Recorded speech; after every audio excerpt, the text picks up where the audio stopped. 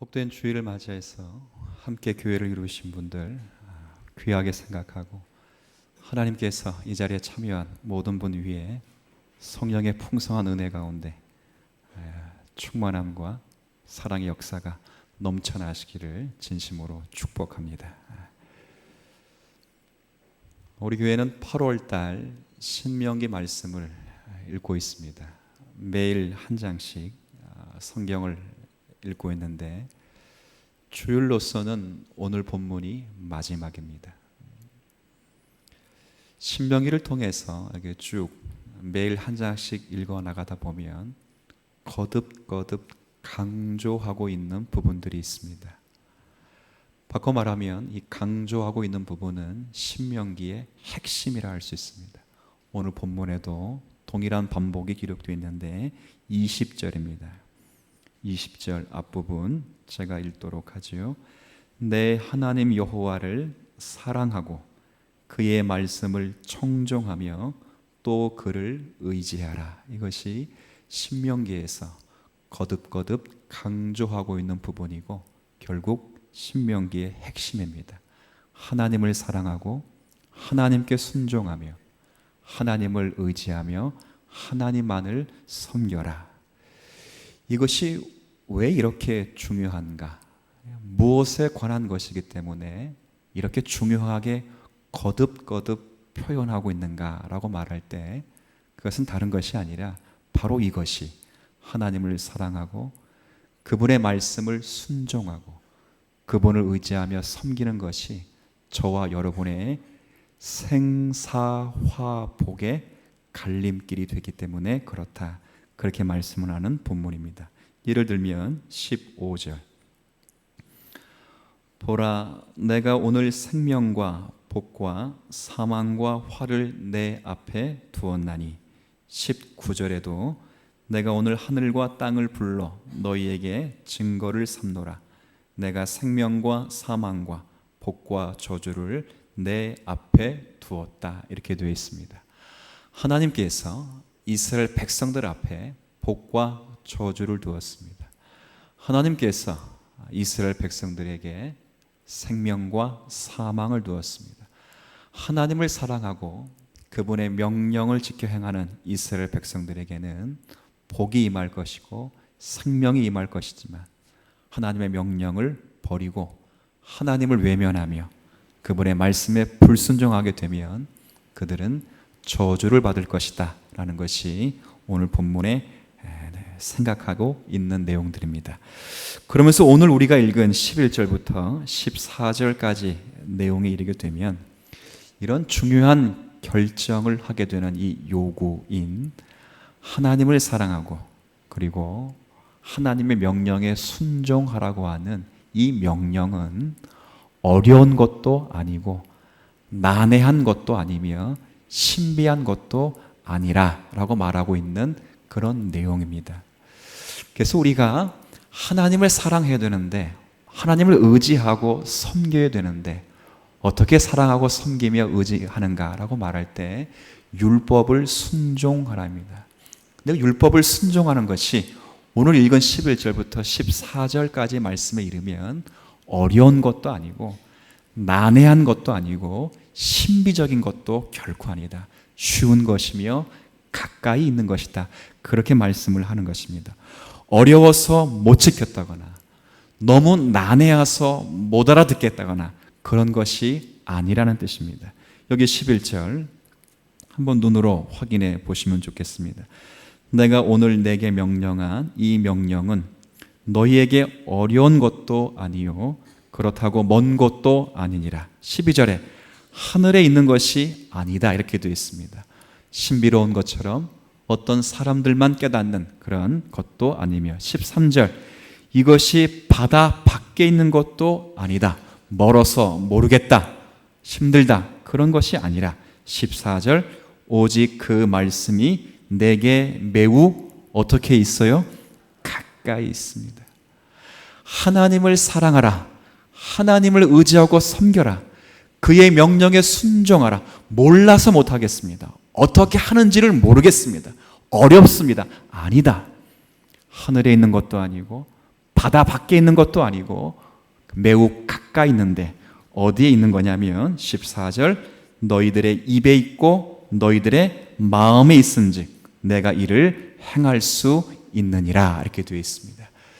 저 어디에 있냐면 입과 마음에 있다 이렇게 되어 있습니다. 그래서 제가 제목을 매우 가까이 있는 말씀이라 그렇게 표현해 두었습니다. 그래서 오늘은 이 본문 속에서 마음에 있다는 표현, 입에 있다는 이 말의 표현이 의미하는 바가 무엇인지를 먼저 확인해 보고 하나님께서 입에 있고 마음에 있다는 표현을 통해서 우리에게 어떤 하나님으로 계시기를 원하시는가 한번 생각해 보면서 오늘 우리에게 주시는 말씀들을 고민해 보려고 합니다. 자, 먼저는 이게 내 입과 내 마음에 있다는 말의 뜻이 뭐냐면 이 앞에 있는 문장을 수식하는 것입니다. 이 앞에 어떤 문장이 있었냐면 그 말씀과 명령에 순종하는 것이 매우 어떻게 있다고요? 가까이 있습니다. 가까이 있다는 징표가 뭐냐라고 말할 때 입에 있고 마음에 있다는 것입니다. 이 입에 있고 마음에 있다는 표현은 이 입에 있다는 이 말은 다른 것이 아니라 하늘의 신비로운 소리로 우리에게 말씀을 가르쳐 주었거나 하나님을 사랑하는 방법을 우리가 못 알아듣는 언어로 말씀하지 않았다는 것입니다. 우리가 알아들을 수 있는 그런 말로, 즉 인간이 할 수 있는 말로 하셨고 만약에 우리나라라면 우리나라 언어로 하나님이 말씀하셔서 그분을 말할 수 있도록 하시고 그분의 말씀을 읽고 들을 수 있도록 하셨다는 뜻입니다. 그러니까 인간의 언어에 하나님이 적응하셨다 그런 뜻이죠.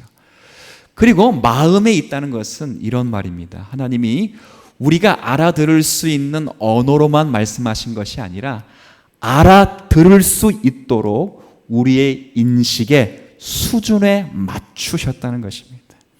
그러니까 어느 누가 들어도 초등학생이 듣고 어른이 듣고 대학생이 들어도 누구 하나 모르겠다, 힘들다, 어렵다 라고 말할 수 없도록 일단 바른 언어로 말씀하실 뿐만 아니라 알아들을 수 있는 우리의 인식 안에 수준에서 말씀을 하셨다는 거죠.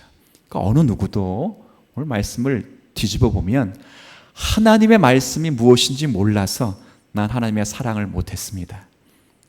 하나님의 말씀이 무엇인지 몰라서 나는 주의 말씀에 순종을 못했습니다. 이런 말을 할 수 있다고요? 없다고요? 없다는 것입니다. 오늘 그 이야기를 하는 것입니다. 분명히 인간의 언어를 초월하고 계신 하나님, 인식의 수준을 넘어 훨씬 밖에 계신 하나님께서 우리의 언어에 적응하시고 우리의 인식의 수준 안에 들어오셨다 그 말이. 왜 그렇게 하셨을까? 왜 하나님이 우리가 알아들을 수 있는 말로 하시고 왜 우리가 알아들을 수 있도록 하나님이 우리의 인식 안에서 수준 안에서 말씀을 하셨을까? 초등학생이 알아들을 수 있도록, 중고등학생이 알아들을 수 있도록, 대학생이 알아들을 수 있도록, 글자를 못 읽어도 그 말을 알아들을 수 있도록 왜 인식의 수준 안에서 말씀을 하셨을까? 그건 다른 것이 아닙니다. 신명기를 제가 유순히 읽으면서 제가 깨닫는 것은 하나님이 신앙의 대상과 하나님의 신앙의 목적 그리고 하나님이 신앙의 내용이 되시기를 원하시기 때문에 하나님이 직접 그렇게 찾아오시는 것입니다. 하나님은요, 저 멀리 계시지 않습니다. 멀리 계시면서 능력 따위나 가지고 계셔서 그에게 찾아가는 자들에게 너 뭐 필요하니 능력을 주시는 분으로 계시길 원하지 아니하시고 직접 찾아오셔서 우리하로 하여금 말씀하시고 우리로 하여금 말해 하나님의 어떤 분이라는 고백하도록 하시고 우리의 신앙의 심정 안에 하나님을 담고 고백하실 수 있도록 하나님이 내 안에 계시기를 원하신다 그 말입니다. 이게 우리가 믿는 하나님이시죠. 하나님은 그렇게 하시길 원하십니다. 우리의 신앙은 하나님을 말로 고백하고 우리의 신앙으로 고백하며 하나님이 어떤 분이신가, 나를 위해 어떤 일을 하셨는가, 내가 누구인가, 내가 받은 복은 무엇인가를 고백하도록 초대받은 성도들이죠. 제가 이 교회에 부임하기 전에 한 5일 동안의 쉼을 받았습니다. 제가 전에 있던 교회는 월요일날 쉬는 날인데 제가 유치원 원모까지 겸하여서 사실 1년 365일 쉬는 날이 하나도 없었습니다. 그래서 이 큰 딸, 둘째는 그때 갓난 아기였고 이 큰 딸에게 제가 그 딸과 같이 있는 시간을 별로 보내지 못해서 5일 동안 쉼을 받을 때 제가 이 교회 부임하기 전에 아이랑 매일 하루씩 여행을 했습니다. 첫 번째 여행이 서울을 탐방하는 것입니다. 제가 좋아하는 곳이 어디냐면 종로입니다. 종로에 가서 처음 역에 내려서 첫 번째로 걸어다니다가 방문한 데가 탑골공원입니다. 여러분 탑골공원 아시죠? 유명한 곳이지 않습니까? 뭐로 유명한가 그렇게 말할 때는 거기는 서울 도시 안에 있는 최초의 공원입니다. 우리나라에서 도심 속에 세워진 최초의 공원이자 사실 그것보다 더 유명하게 된 것은 거기서 3.1운동이 시작됐던 시작점이고 민족 대표 33인이 독립선언서를 낭독했던 그 자리입니다. 그래서 거기 보면 기념비도 있고 기념 돌비에도 모든 기념하는 내용들을 다 적어놨죠. 제가 그 역사를 이야기해주고 일제항거에 우리 독립투사들이 어떤 일을 했는지 그 다음에 다 읽어주고 사진까지 찍고 그리고 인사동을 거쳐서 경복궁 그리고 거쳐서 집에 왔습니다. 며칠이 지났습니다. 제가 예지에게 그 당시 예지 나이는 8살이었습니다. 제가 물어봤죠. 예지야, 탑골 공원 갔다 온 거 기억하니? 그랬더니 예지가 기억을 한다는 거예요. 얼마나 기뻐요. 그래서 제가 뭐가 기억나니 물어봤습니다. 내심 저는 그걸 물어볼 때는 이런 걸 기대했습니다. 우리 민족의 우리 조상들이 역사적인 항거를 통해 독립운동을 시작한 곳이고 민족 대표 33인이 독립선언서를 낭독한 유명한 역사적인 곳입니다. 이런 답을 기대했어요. 한참 기대하고 아이의 답을 들었는데 제가 물어봤어요. 뭐가 기억나니? 그랬더니 애가 뭐라 대답했는지 아세요? 할아버지 할머니들이요. 이렇게 얘기해요. 웃는 분들은 왜 웃는지를 아십니다. 탑골 공원에 가면 물반 사람반인데 그 사람이 다 누구죠? 할아버지 할머니. 제가 좀 기분이 언짢아서 그렇게 내가 보여줬거든. 야 그것 말고 또 기억나는 거 하나 이야기해봐. 그랬더니 자신 있게 말하죠. 뭘 말하는지 아세요? 비둘기가 기억난대. 비둘기가 새까맣게 앉아있거든요. 닭보다 크다는 건 좀 과장스럽지만 닭만한 비둘기가 앉아있어 쫓아나지도 않습니다. 저는 일명 그 비둘기를 닭둘기 이렇게 부릅니다. 닭인지 비둘기인지 모를 정도. 제가 뭘 느꼈냐면 예지의 언어를 통해서 예지의 인식의 수준을 통해서 제가 말하지 못했다는 것을 느꼈습니다. 하나님은 그렇게 말씀하지 않습니다.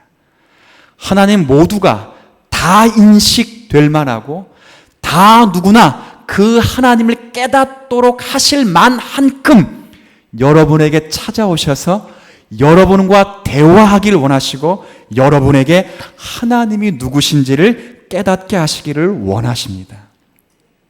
왜 그렇게 하실까요? 왜 그렇게 하실까요?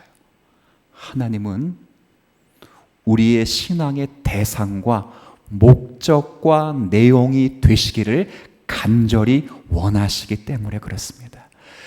이 하나님을 섬겨서 내가 무언가 복을 얻겠다는 식의 그 신앙을 탈피해서 하나님 자신이 내게 가장 큰 복이 될 만하고 하나님은 섬겨 볼 만한 분이시며 나의 의지할 대상이 되시며 나의 가장 큰 복이 되신다는 것을 강제와 강요가 아니라 나의 언어와 나의 인식의 수준에서 하나님이 고백하시기를 원하시고 나의 항복을 받기 위하셔서 저와 여러분의 언어와 인식의 수준에서 하나님이 찾아오신다는 겁니다.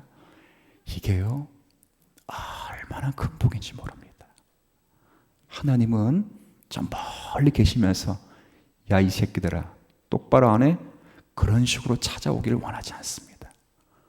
여러분이 설득당하시길 원하시고, 여러분이 하는 모든 매 순간, 매 환경 속에서 하나님이 진심으로 나를 위하신다는 것을 깨닫고 고백하시기를 원하셔서 여러분의 언어와 여러분의 수준으로 찾아오시죠. 제가 예지가 모른다고 할 때, 야, 너 그것도 모르냐? 그러면 누가 나쁜 놈 되는 거죠? 제가 나쁜 놈 되는 거죠. 하나님은 모르지 않도록 또 말씀하시고 깨닫게 하시고, 그렇게 하시는 것은 가나안 땅에 들어가는 것이 40년 광야 생활의 보상으로 끝이 아니라 가나안 땅에 들어가 하나님을 잘 섬기고 하나님을 의지하고 사랑하는 것 자체가 인생 가운데 가장 큰 복이 되기 때문에, 그 말씀을 하시기 위하여 우리의 인식의 수준과 언어 안에서 주님이 우리에게 말씀하고 있다는 사실을 여러분이 의지할 수 있는 이 말씀이 되기를 원하지요. 그래서 우리는 궁극적인 복은 하나님 자신이 되는 것입니다. 그 시편에 수없이 신앙인들이 고백하지요. 하나님을 가까이 하는 것이 내게 뭐가 된다고요? 복이라는 것입니다. 사실요, 유명한 사람을 가까이 하는 것 자체도 큰 복입니다. 하나님 말고도 유명한 사람을 가까이 하는 것 큰 복이에요. 제가 새벽 예배 때, 이번 주 새벽 예배 때 영화 하나를 소개했는데요. 카핑 베토벤이라는 영화가 있습니다. 이 베토벤 영화는 이 베토벤의 마지막 교향곡이었던 9번 교향곡이 어떻게 태어났는지 역사적인 감추어진 200년 만에 비밀을 풀어낸 영화입니다. 그러니까 자기는 청각을 잃었어, 베토벤은. 카피스트를 찾다가 한 여자 카피스트를 만나고 그 여인의 천재성 때문에 영적인 교감을 누려 9번 교향곡이 탄생하는 배경을 누렸습니다.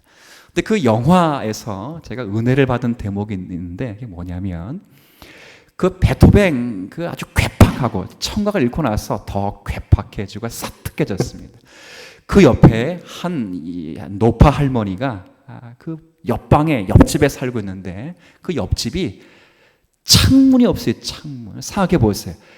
집에 추운 것고 더운 것도 견딜 수 있는데 창문 없는 건 못 견딥니다. 그러니까 문을 닫아 놓으면 빛이 들지 않고 공기가 혼탁한 그런 곳에 살아요. 그래서 베토벤이 묻지요. 할머니, 우리 할머니는 이사를 가지 않고 분명히 재력이 되고 몇 블록만 가면 그 돈 가지고 확 트인 그런 곳에 살 수 있는데 왜 이 베토벤 옆에 방을 얻고 살고 있습니까? 라고 묻자 그 할머니가 이런 대답을 했습니다. 제가 큰 은혜를 받았는데, 무슨 대답이냐면, 신이 내린 작곡가 옆에 있어서 이 베토벤이 작곡한 것을 이 세상 어느 누구보다도 가장 몇 번째로 들을 수 있다고요?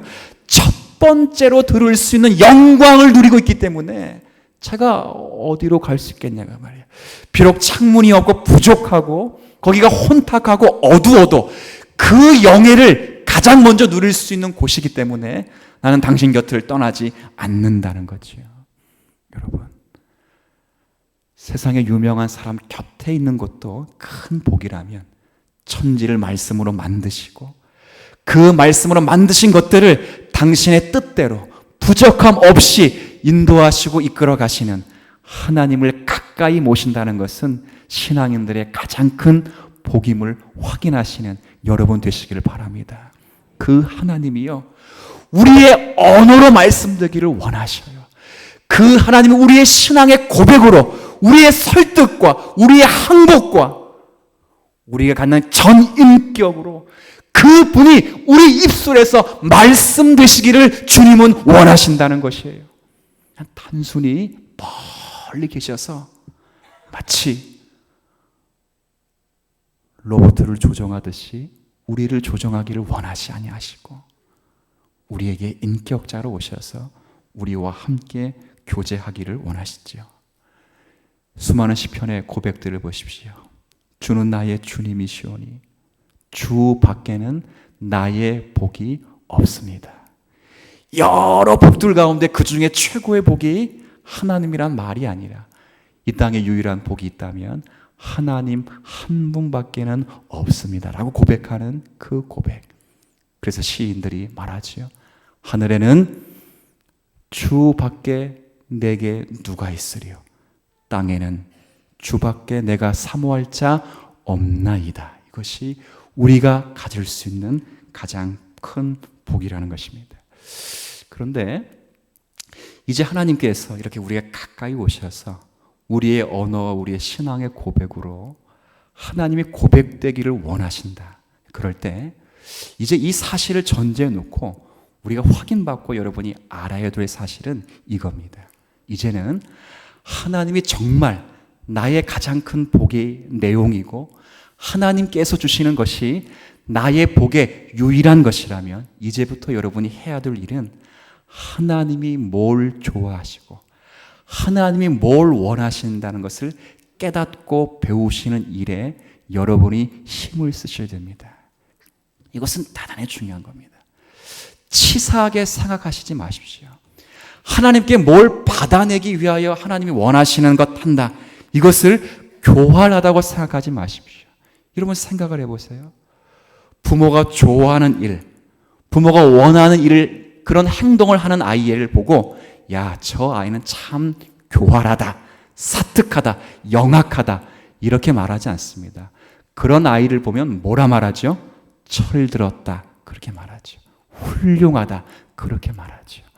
하나님이 나를 가까이 하시기 위하여 내 언어와 내 인식의 수준에 찾아와 나를 대화하시고 나와 함께 하기를 원하시는 주님이심을 여러분이 여러분의 고백으로 깨닫는다면 여러분의 남은 인생들은 여러분이 하나님을 가까이 하시기 위하여 마음 쓰고 힘쓰는 신앙의 자세를 확보하시라 그 말이지요. 이건 대단히 중요합니다. 우리의 신앙의 기독교는 이방 종교와 다릅니다. 이방 종교는 이런 것입니다. 이방 종교가 믿는 그들의 하나님, 신으로 표현하죠. 그들의 신은 절대 입술과 마음으로 고백되지 않습니다. 그들의 신앙인들이 항복을 받는 그런 신앙이 아닙니다. 이방의 모든 신은 하늘에 있습니다. 초월에 있습니다. 그리고 모든 신앙인들은 그 신에게 능력을 받아가기 위하여 뭘 외우냐면 뭘 외우죠? 주문을 외웁니다. 주문의 특징은 내용이 없는 것입니다. 내용이 없다는 말은 주문을 외우는 자가 이 주문의 내용이 무엇인지를 모른다 그 말입니다. 마술사들이 많이 주문하는 그거 있죠? 수리수리 마수리 수수리 사바. 제가 물어볼게요. 이 뜻 아시는 분 한번 손 들어보세요. 수없이 마술사가 불러도 이 뜻이 무엇인지 모릅니다. 그러나 불교 신자들은 이 말을 3번 외우면 입술로 지은 죄가 용서된다 해서 매일 3번씩 외우고 있습니다. 물어보면 무슨 뜻인지 모르고 있습니다. 단지 주문을 통해서 신의 능력과 죄의 사함 받기를 원하는 것이 이 땅의 종교들이지요. 또 하나 얘기해 볼까요? 제가 앞에 선창을 하면 여러분 후창을 할 수 있습니다. 보시겠어요? 얼마나 놀라운지. 열려라! 모르시면 간첩입니다. 열려라 참깨. 근데 물어보죠. 왜 열리는지, 누가 열어주시는지, 무엇 하도록 하시기 위하여 그 문이 열려지는지 아무도 모르지요. 그냥 열려라 참깨 하면 문은 열린다? 문은 열린다는 걸 알기 때문에 그렇게 찾아오는 것입니다. 그러나 하나님은 그렇게 다가가지 않습니다. 문을 열어주시면서 문을 열어주는 자가 나고 이 문이 열리는 그 비결이 무엇이며 이 문을 열어 내가 너와 어떤 관계를 맺기를 원하신다 라고 말씀하시면서 문을 열어주시는 분이 하나님이시죠. 이것이 우리가 믿는 기독교인 것입니다. 하나님을 그렇게 가까이 하시는 성도들이 되시길 바랍니다. 우리에게는 주문이 없습니다. 주기도문에서 기도가 빠지면 뭐가 돼요? 이건 어렵게 생각하지 마시고, 주기도문이니까 그 중간에 있는 두 음자, 기도 빠지면 뭐가 되죠? 이런 식으로 신앙생활을 하지 말라 그 말입니다. 하나님은 여러분을 가까이 하십니다. 가까이 하신 증거가 뭐냐면, 오늘 이 자리에 여러분이 나와 마음의 무릎을 꿇어 항복하여 하나님을 주 하나님 아버지로 부르고 있다는 사실이 여러분을 가까이 하신 증거입니다. 여러분은 무엇으로 하나님을 가까이 하실 것입니까? 나와 예배드리고 신앙 고백하고 축도 받는 것, 이것이 기계적으로 여러분을 하나님께 가까이 하는 수단이 결코 아닙니다. 그건 이방 종교들에서 하는 신의 초월성을 빼앗는 그런 주문과도 같은 것입니다. 몸을 쓰십시오. 용부림을 치십시오.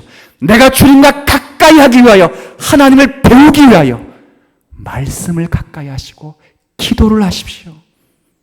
그리고 주의 말씀을 배우시고 예배를 드리시고 하나님은 누구신가를 물어보시고 여러분의 신앙적인 고백으로 항복하시며 주님을 가까이 하셔야 됩니다. 기도는 주문이 아닙니다. 기도는 대화이며 고백이며, 쉽게 말하면 자신의 처지를 설명하고, 더 구약적으로 조금 혐오스럽게 말하면 하나님께 따지는 것입니다. 주님, 난 몰라요. 내가 이런데 왜 주님은 방관하고 계십니까? 이렇게 물을 수 있는 것도 기도입니다. 이런 방식을 통해서라도 여러분이 주님을 가까이 하셔서 주님으로부터 나를 가까이 하신다는 것을 여러분의 인생의 언어와 여러분의 신앙의 수준으로 고백하는 성도들이 돼야, 그것이 하나님이 가까이 한 성도들이 마땅히 누려야 될 하나님의 복이지요. 목사라는 신분이 하나님과 나를 연결해 주지 않습니다. 장로님과 권사라는 직분이 하나님과 여러분을 가까이 해주는 매개체가 결코 안 됩니다. 여러분이 노력을 하셔야 됩니다. 무릎을 꺾고 기도하셔야 되고, 여러분의 언어를 통하여 하나님 누구신지를 고백하지 못한다면 잠을 주무시지 않을 정도로 고집이 있으셔야 됩니다.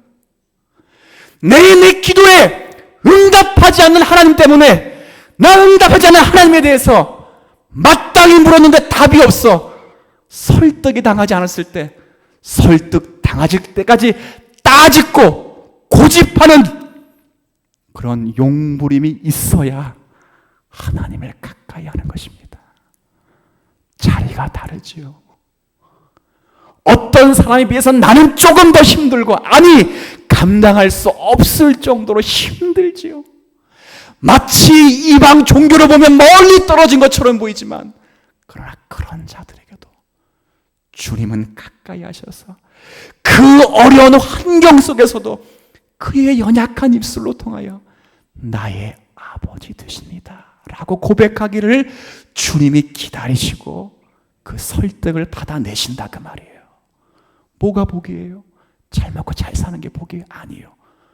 못 먹고 못 살고 건강이 부족하고 힘들고 나의 삶에 피곤함과 지쳐움이 가득할지라도, 어떤 상황에서도 나의 이 상황 속에서 주님을 아버지로만 부를 수 있는 자리로 여러분의 언어와 여러분의 신앙의 내용이 설득을 당하신다면 하나님은 여러분을 가까이 하는 것이고 여러분은 하나님을 가까이 하는 것입니다. 배우십시오. 물으십시오. 알기 위하여 노력을 하셔야 됩니다. 옛날에 한 부흥사님이, 제가 어릴 때 한 말이 아직도 기억에 나요.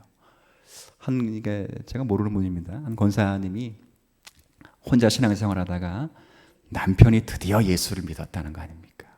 얼마나 좋겠어요.